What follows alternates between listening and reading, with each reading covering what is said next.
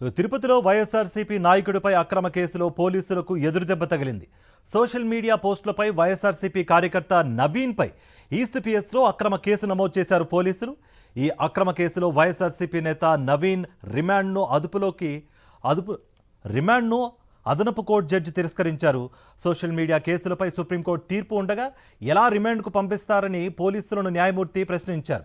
నిందితులకు 41A నోటీసులు ఇచ్చి పంపించి వేయాలని ఆదేశించారు. దీంతో వైఎస్ఆర్సీపీ కార్యకర్త నవీన్, చంద్రశేఖర్లకు పోలీసులు నోటీసులు ఇచ్చి పంపించి వేశారు.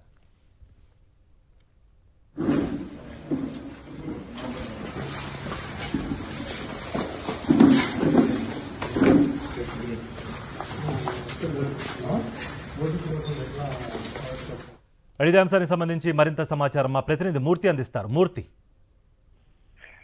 కార్తీక్ సోషల్ మీడియాలో పెట్టినటువంటి పోస్టులకు సంబంధించి కూటమి ప్రభుత్వం వైఎస్ఆర్ కాంగ్రెస్ పార్టీ నాయకులను కార్యకర్తలను టార్గెట్ చేసుకుని తప్పుడు కేసులు పెట్టి ఎలా వేధిస్తుందో గత కొద్ది రోజులుగా మనం చూస్తూనే ఉన్నాం. సుప్రీంకోర్టు గైడ్ లైన్స్ స్పష్టంగా ఉన్నప్పటికీ కూడా ఈ యొక్క కేసుకు సంబంధించి 41A కింద నోటీసులు ఇచ్చి పంపించి వేయాల్సిన కేసుల్లో అక్రమ నిర్బంధం చేయడం, అరెస్టు చేయడం పట్ల ఇప్పటికే సుప్రీంకోర్టు ఇచ్చినటువంటి జడ్జిమెంట్ చాలా క్లియర్ గా ఉన్నప్పటికీ ఇదే అంశం పైన నిన్న అరెస్ట్ చేసినటువంటి ఏదైతే తిరుపతికి సంబంధించి తిరుపతి నియోజకవర్గం నార్త్ క్లస్టర్ ఇన్ఛార్జ్ గా ఉన్నటువంటి Naveen Tirupati east police station లో సోషల్ మీడియాలో పోస్టులు పెట్టారంటూ తప్పుడు కేసు నమోదు చేయడం జరిగింది. ఈ కేసుకు సంబంధించి రిమాండ్ కు ఇవ్వాలంటూ పోలీసులు జడ్జి ముందు హాజరుపరిస్తే జడ్జి తిరస్కరించారు. పోలీసులకు ఇది ఎదురు దెబ్బని చెప్పాలి. సుప్రీంకోర్టు గైడ్ లైన్స్ చాలా స్పష్టంగా ఉన్నప్పటికీ ఈ కేసు విషయంలో రిమాండ్ ఎలా ఇస్తామంటూ జడ్జి ఘాటుగా ప్రశ్నించారు. ఈ విషయంలో ఏపీపీని గట్టిగా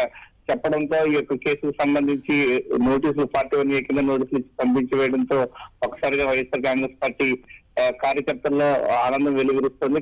వైఎస్ఆర్ కాంగ్రెస్ పార్టీ కార్యకర్త నవీన్ ను విడుదల చేయడం జరిగింది. ప్రధానంగా గత కొద్ది రోజులుగా చూస్తున్నాం, కేవలం వైఎస్ఆర్ కాంగ్రెస్ పార్టీ నాయకులను కార్యకర్తలను టార్గెట్ చేసుకుని కూటమి ప్రభుత్వం పోలీసులతో తప్పుడు కేసులు పెట్టిస్తూ జైలు పాలు చేయాలన్నటువంటి కుట్రకుతంత్రాలు దిగుతోంది. ఈ నేపథ్యంలో supreme court guide lines social media సంబంధించి స్పష్టంగా ఉండడంతో కేవలం నోటీసులు ఇచ్చి పరిమితం చేయాలన్నటువంటి నిబంధనలు అమలు చేయాలంటూ జడ్జిమెంట్ చెప్పడంతో ఈ కేసుకు సంబంధించి పోలీసులు అత్యుత్సాహం ప్రదర్శించారు. ఈ కేసు విషయంలో తిరుపతి ఈస్ట్ పోలీస్ స్టేషన్ లో FIR నెంబర్ 527 నిన్న నమోదు చేశారు. ఈ కేసుకు సంబంధించి బెయిలబుల్ సెక్షన్స్ ఉన్నప్పటికీ 41A కింద నోటీసులు ఇచ్చి పంపించాల్సిన కేసు విషయంలో ఇలా రిమాండ్ ఎలా ఇస్తారంటూ జడ్జి ప్రశ్నించడంతో ఈ యొక్క కేసుకు సంబంధించి వారికి నోటీసులు ఇచ్చి పంపించి వేయడం జరిగింది.